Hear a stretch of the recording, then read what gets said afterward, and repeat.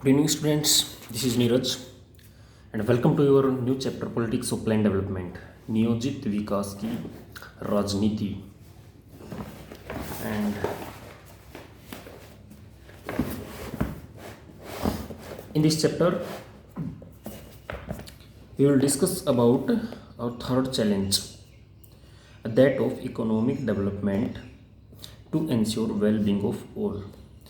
Last two chapter एक ही chapter हमने इस बुक का अब तक किया है, चैलेंजेस ऑफ नेशन बिल्डिंग, और उसमें हमने डिस्कस किया था कि भाई स्वतंत्रता के बाद भारत के समक्ष 3 चुनौतियां थी, जिनमें से पहली चुनौती तो हम फर्स्ट चैप्टर में डिस्कस कर चुके हैं, जो ये थी कि भाई किस तरह से भारत को एक रखा जाए, एकता को बनाए रखा जाए, उसकी अखंडता को किस तरह से बनाए रखा जाए, सुरक्षित रखा जाए. और दूसरी चुनौती लोकतंत्र को स्थापित करने की थी, और तीसरी जो चुनौती थी वो आर्थिक विकास की थी, सभी का समावेशी समान रूप से आर्थिक विकास और बिना किसी भेदभाव के.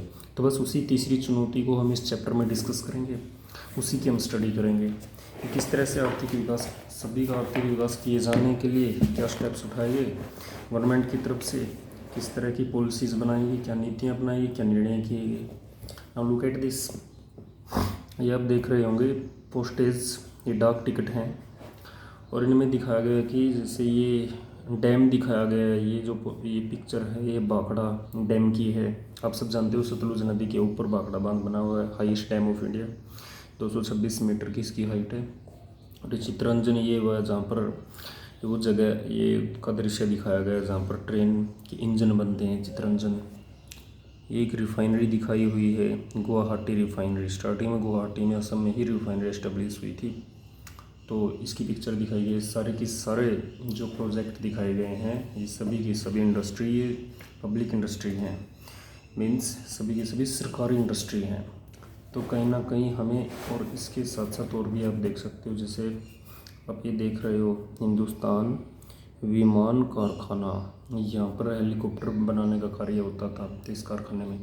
तो सभी के सभी जो कारखाने, जो इंडस्ट्री आपने इंस्टेंट्स के माध्यम से देखी, ये सारे की सारे सरकारी हैं, गवर्नमेंट हैं, कोई भी प्राइवेट नहीं है. तो एक चीज़ क्लियर हो जाती है यहाँ पे कि भी स्टार्टिंग में जो भारत ने डेवलपमेंट किया था तो ज़्यादातर चीज़ों को सरकारी रखा था, समाजवादी विचारधारा को अपनाया था. वे समाजवादी विचारधारा है, डिस्कस करेंगे इसी चैप्टर में.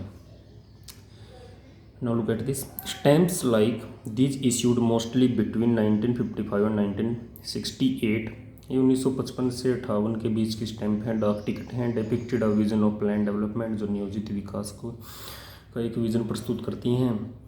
Late the left to right, top to bottom, Damodar valley, बाखड़ा बांध, ये सभी बांध और ये कुछ चीज़ें हैं जो इसमें दिखाई गई हैं.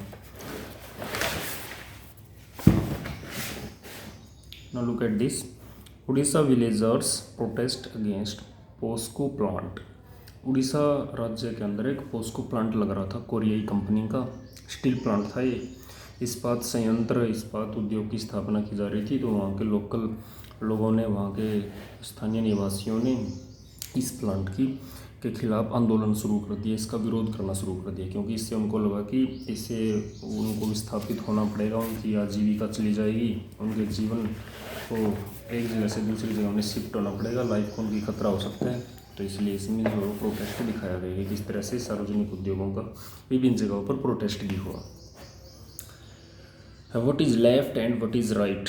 ये लेफ्ट का मतलब हम पहले भी डिस्कस कर चुके हैं. लेफ्ट होता है वामपंथ, वामपंथ या वामपंथी. लेफ्टिस्ट वामपंथी हो जाते हैं, वामपंथ. और ये इसका जो हिंदी वर्जन होता है दक्षिण पंथ. तो ये वामपंथ और दक्षिण पंथ हमने लास्ट चैप्टर में भी डिस्कस किया हुआ है. लेफ्ट ऑफन्स refers to those who are in favor of the poor, downtrodden sections and support government policies for the benefit of these sections.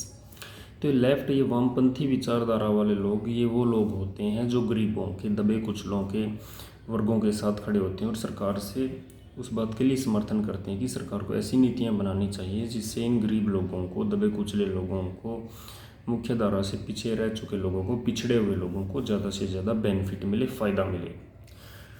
तो ऐसी नीतियाँ अपनाए जाने के फेवर में है। तो ऐसा कब होगा? जब ज़्यादातर चीज़ें सरकारी होगी, गवर्नमेंट होगी, क्योंकि सरकारी इंस्टीट्यूशन का ही लाभ गरीब व्यक्ति ले सकता है, तो प्राइवेट को अफोर्ड नहीं कर सकता। वर्तमान में ही आप देख लीजिए, जैसे कोरोना जैसी महामारी आई हुई है, प्राइवेट हॉस्पिटल में आप चले जाओ 10 से 12 लाख रुपए में वो ट्रीटमेंट देते हैं। तो जो एक पुअर व्यक्ति है, जो डाउन ट्रोडन है, वो ये ट्रीटमेंट नहीं ले पाएगा। अगर इसकी जगह गवर्नमेंट हॉस्पिटल होता तो उसका इलाज नामात्र में हो जाता, फ्री जैसा इलाज हो जाता उसका नामात्र की कॉस्ट पर। तो इसलिए इनके लिए ये ऐसी विचारधारा को अपनाए जाने के फेवर में है, ऐसी व्यवस्था बनाए रखने के फेवर में है। और मैंने बताया था आपको कि ये कौन सी पार्टियाँ हैं, CPI और CPIM। ये जो वामपंथी लेफ्टिस्ट पार्टियाँ मानी जाती हैं भारत में, CPI, CPIM, communist party of India, मार्क्सवादी, भारतीय साम्यवादी मार्क्सवादी दल। ये दो दल हैं जो वामपंथ का विचारधारा को फॉलो करने वाले हैं। मीन्स इनके एक ही बात है कि ये चाहते हैं कि ज़्यादातर चीज़ें सरकारी हो, हॉस्पिटल भी सरकारी, स्कूल भी सरकारी, इंडस्ट्री भी सरकारी, ज़मीन भी सरकारी, सब कुछ सरकारी हो, और सारे के सारे गवर्नमेंट के एम्प्लॉई हो, सरकार उनको रोज़गार दे, किसी कोई प्राइवेट प्रॉपर्टी न हो। तो असमानता ऑटोमेटिकली ख़त्म हो जाएगी और सबको जो लाभ मिलेगा, सब जो समाज में जो समानता स्थापित हो जाएगी और समाज में सभी वर्गों का समान रूप से विकास होगा। ठीक है, व्यवस्था किसी तरह की कोई ये जो ऊंच नीच की जो एक बनी हुई है व्यवस्था, ये सारी समाप्त हो जाएगी। तो इनका ऐसा मानना है। नेक्स्ट, तो इसके साथ साथ ये भी ऐसा भी विश्वास करते हैं कि ऐसा सरकारी चीज़ें सारी की सारी अब ऑटोमेटिकली नहीं बनेंगी, क्योंकि जिन लोगों ने प्राइवेट प्रॉपर्टी कमा ली है, प्राइवेट प्रॉपर्टी जोड़ ली है, ऐड कर ली है, वो उसको छोड़ेंगे नहीं धीरे से। तो ये गरीब लोगों को आह्वान करते हैं कि तुम जाओ, उठो, और तुम्हारे पास खोने के लिए कुछ नहीं है, पाने के लिए पूरा संसार है, खोने के लिए सिर्फ लोहे की बेड़ियाँ हैं, और जाओ इन अमीर लोगों की प्रॉपर्टी को छीन लो, हड़प लो इनको, और बाद में सारी की सारी सरकारी बना दी जाएगी। तो ऐसा ये चाहते हैं, ये क्रांतिकारी विचारधारा वाले हैं।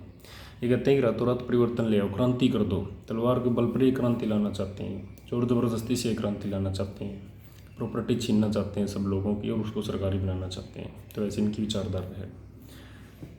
Next, the right refers to those who believe that free competition and market economy alone ensure progress and that the government should not unnecessarily intervene in the economy। दूसरी तरफ जो राइट विचारधारा वाले हैं, जो दक्षिणपंथी हैं, वो ये कहते हैं कि भाई ऐसा कुछ नहीं है कि आप सारी चीज़ें सरकारी करोगे, आप फ्री कंपटीशन करो। कंपटीशन का मतलब जो जितना पैसा कमाना चाहता है कमाने दो, जो इंडस्ट्री लगाना चाहता है उसको लगाने दो, मार्केट बेस्ड कर दो आप इकोनॉमी को। मीन्स किसी कार्य को करने से, कोई इंडस्ट्री स्थापित करने से रोकना नहीं है, उसके दाम तय करने से, क्या सामान बनाना है, क्या बेचना है, किस दाम पर बेचना है, ज़्यादा गवर्नमेंट ने टैक्स नहीं लगाना, कोई लाइसेंस सिस्टम नहीं होना चाहिए, गवर्नमेंट की परमिशन की ज़रूरत नहीं होनी चाहिए। तो ऐसा कर दो आप।